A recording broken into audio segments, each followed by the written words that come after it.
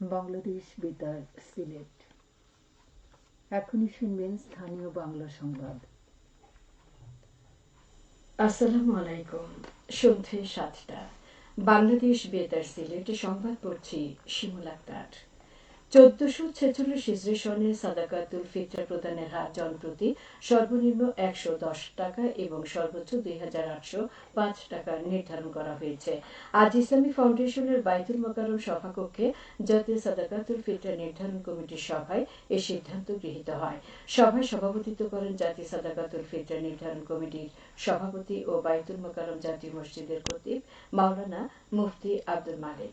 সভায় ইসলামী ফাউন্ডেশনের board of গভর্নরসের governor সহ বিভিন্ন বিশিষ্ট ওলামায়ে কেরামগণ উপস্থিত ছিলেন। সারা দেশের মতো সিলেটেও আগামীকাল পালিত হবে বিশ্ব গ্লোকোমা দিবস। জনসাধারণকে গ্লোকোমা সম্পর্কে সচেতন করার জন্য প্রতি বছর দিবসটি পালিত হয়। গ্লোকোমা চোখের একটি জটিল রোগ। এই রোগকে নীরব ঘাতক বলা হয়। চোখের অভ্যন্তরীণ উচ্চ চাপই এই রোগের প্রধান কারণ, যদিও কিছু কিছু ক্ষেত্রে চোখের স্বাভাবিক চাপেও এই রোগ হয়ে থাকে। গ্লোকোমা রোগ যে কোনো মানুষের যে কোনো বয়সে হতে পারে, তবে ৪০ বছর বয়সের পরে এই রোগের সম্ভাবনা বেশি। এই রোগ প্রতিরোধে সচেতনতার বিকল্প নেই। দিবসটি উপলক্ষে সরকারি বেসরকারি উদ্যোগে আয়োজন করা হয় নানা কর্মসূচি। কর্মসূচির মধ্যে রয়েছে সচেতনতামূলক র্যালি, আলোচনা সভা ও বিশেষ প্রচারণা। অগ্নি নিরাপত্তা নিশ্চিতকরণ ও দুর্যোগ মোকাবেলার সক্ষমতা বৃদ্ধি করার লক্ষ্যে অগ্নি নির্বাপন মহড়া অনুষ্ঠিত হয়েছে আজ হবিগঞ্জ কৃষি বিশ্ববিদ্যালয়ে। বিশ্ববিদ্যালয়ের একাডেমিক ভবনের সামনে আয়োজিত এই মহড়ায় ফায়ার সার্ভিস ও সিভিল ডিফেন্সের একটি দল অংশগ্রহণ করে। তারা অগ্নিকাণ্ডের সময় কিভাবে দ্রুত প্রতিক্রিয়া জানাতে হয়, কিভাবে আগুন নিয়ন্ত্রণ করতে হয় এবং উদ্ধার কার্যক্রম পরিচালনা করতে হয় সে বিষয়ে প্রশিক্ষণ প্রদান করেন। অনুষ্ঠানে উপস্থিত ছিলেন বিশ্ববিদ্যালয়ের উপাচার্য অধ্যাপক ডক্টর সৈয়দ সাইমুদ্দিন আহমদ, বিভিন্ন অনুষদের শিক্ষকবৃন্দ, শিক্ষার্থী এবং কর্মকর্তা কর্মচারীগণ।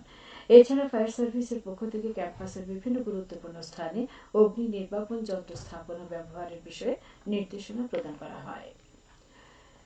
সিলেটের জৈন্তাপুর উপজেলার হরিপুর বাজারে পবিত্র রমজান মাসে নিত্য প্রয়োজনীয় পণ্যের বাজারে মনিটরিং কার্যক্রম পরিচালনা করা হয়েছে। আজ উপজেলা প্রশাসন ও সেনাবাহিনীর উপস্থিতিতে বাজার মনিটরিং কার্যক্রম পরিচালনা করেন উপজেলা সহকারী কমিশনার ফারজানা আক্তার লাবনী। এ সময় নিত্য পণ্যের দোকানগুলোতে মেয়াদোত্তীর্ণ পণ্যের মজুদ, দ্রব্যের মূল্য তালিকা, প্রতিষ্ঠানের বাণিজ্যিক লাইসেন্স, নির্ধারিত দামের চেয়ে অতিরিক্ত মূল্যে বিক্রয় সিন্ডিকেট করে কৃত্রিম সংকট সৃষ্টি হচ্ছে কিনা বিবিধ বিষয় মনিটরিং করা হয়েছে। এ সময় প্রতিষ্ঠানের বাণিজ্যিক লাইসেন্স না থাকা, মূল্য তালিকা প্রদর্শন না করা ও মেয়াদোত্তীর্ণ পণ্য দোকানে রাখা সহ বিভিন্ন অনিয়মের কারণে 10টি প্রতিষ্ঠানকে ৮,৫০০ টাকা জরিমানা আদায় করা হয়েছে। এদিকে ন্যায্য মূল্যে নিত্য প্রয়োজনীয় পণ্য, নিরাপদ খাদ্য প্রাপ্তির নিশ্চিত করার লক্ষ্যে বাজার মনিটরিং অব্যাহত রয়েছে মৌলভীবাজারে।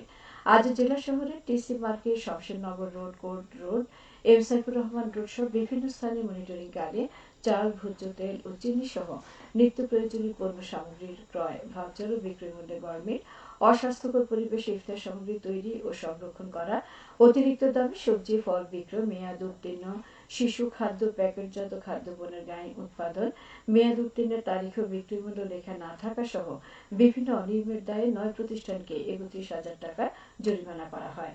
অভিযানে নেতৃত্ব দেন বাংলাদেশ সেনাবাহিনীর সদর উপজেলা অধিনায়ক মেজর মেহেদী হাসান ও জেলা প্রশাসনের নির্বাহী ম্যাজিস্ট্রেট মোহাম্মদ সোহাগ মিডো।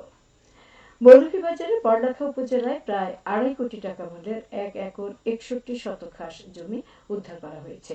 আজ উপজেলার তালিমপুর ইউনিয়নের দত্তের মহাল মৌজায় এই পরিমাণ জমি থেকে অবৈধ দখলদারের স্থাপনা উচ্ছেদ করে সরকারের নিয়ন্ত্রণে আনা হয়। পরে সরকারি স্থাপনার সাইনবোর্ড টানিয়ে দেওয়া হয়। অভিযানে নেতৃত্ব দেন উপজেলা নির্বাহী কর্মকর্তা তাহমিনা আক্তার, বাংলাদেশ সেনাবাহিনীর মেজর তুনজিরা। মৌলভীবাজারের বড়লেখার উপজেলা মৎস্য অফিস কাম চাষী প্রশিক্ষণ কেন্দ্রের নির্মাণ কাজ প্রায় শেষ পর্যায়ে। এতে ব্যয় হচ্ছে প্রায় ২.৫ কোটি টাকা। ৪ তলা ভিত বিশিষ্ট ২ তলের ভবনের ৯৫% কাজ ইতিমধ্যে শেষ হয়েছে। এখন চলছে দেয়াল আস্তরণের কাজ। আগামী এপ্রিল মাসের মধ্যে ভবনটি সংশ্লিষ্ট কর্তৃপক্ষের নিকট হস্তান্তর করা হবে বলে আশা করা যাচ্ছে। ভবনটি নির্মাণ কাজ শেষ হলে প্রশাসনিক, দাপ্তরিক এবং চাষীদের প্রশিক্ষণের সুযোগ সুবিধা বৃদ্ধি পাবে। গণপূর্ত অধিদপ্তর তা বাস্তবায়ন করছে। সেহরি ও ইফতারের সময়সূচি। সিলেটের পার্শ্ববর্তী এলাকায় সেহরির শেষ সময় আগামীকাল ভোর 4:45 এবং ইফতার সন্ধ্যা 6:04 সবশেষে আবহাওয়া রাত 1টা পর্যন্ত পূর্বাভাসে বলা হয়েছে সিলেট সহ পার্শ্ববর্তী এলাকার জন্য কোনো সতর্কবাণী নেই এবং কোনো সংকেত দেখাতে হবে না। আজ সিলেটে সর্বোচ্চ তাপমাত্রা ছিল 32 ডিগ্রি এবং সর্বনিম্ন 19 ডিগ্রি সেলসিয়াস। বাতাসে আর্দ্রতা ছিল সকালে 41 এবং সন্ধ্যায় 37%। আগামীকাল সিলেটে সূর্যোদয় হবে 6:04 এবং অস্ত যাবে 6টায়। সংবাদ শেষ হলো। পরবর্তী স্থানীয় সংবাদ প্রচারিত হবে আগামীকাল সকাল 8:10।